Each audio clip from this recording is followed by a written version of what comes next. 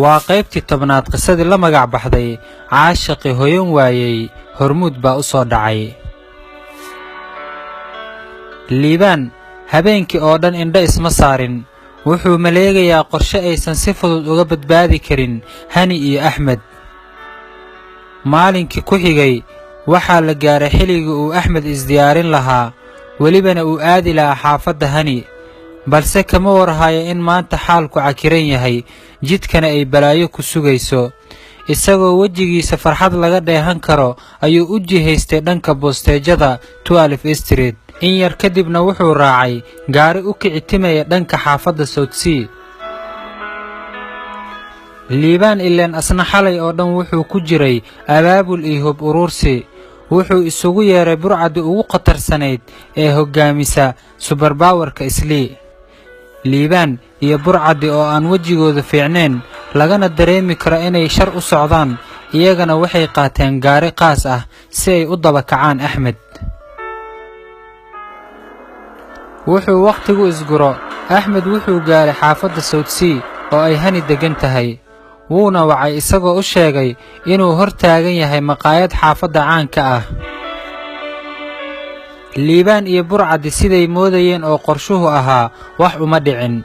waxay rabeen in hani lugaheeda ugu imaato axmed si ay labadoodaba iskumar u boobaan una waxyeeleeyaan.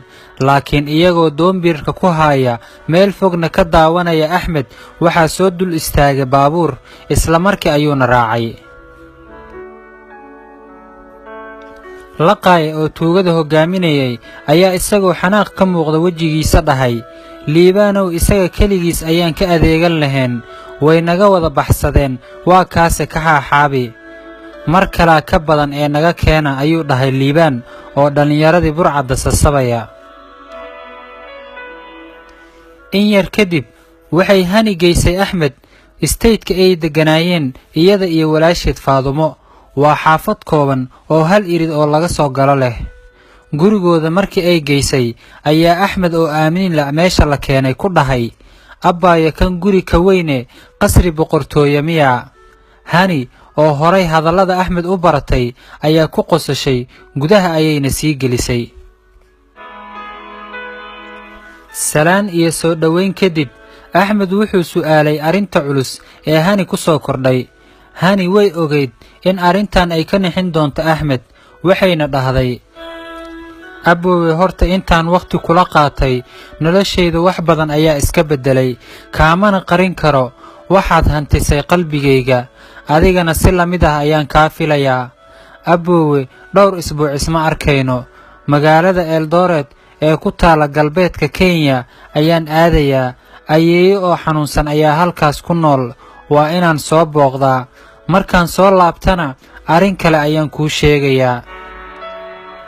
axmed mar wuu farxay oo waxaa ka foqay oo dintii ku taagneed, marna wuxuu ka naxay safarka degdega ee hani soo galay. isagoo niyadda u qaboojinaya wuxuu ku dhahay, abbaaya macaanto sidaad sheegtay, anigaba dhibbanno jecel ayaan ahaa ilaa maalintii aan ku bartay. waxaad ii ahayd dhiirigelin, rajo iyo hami uu ilaahay ila soo doontay. abbaayo waan ku sugayaa, soo qaado wakhtigaaga.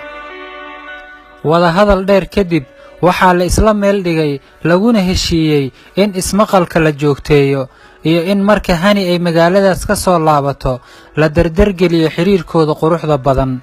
axmed oo martiqaad heer sare ah loo sameeyey ayaa saacado kadib soo macsalaameeyey hani.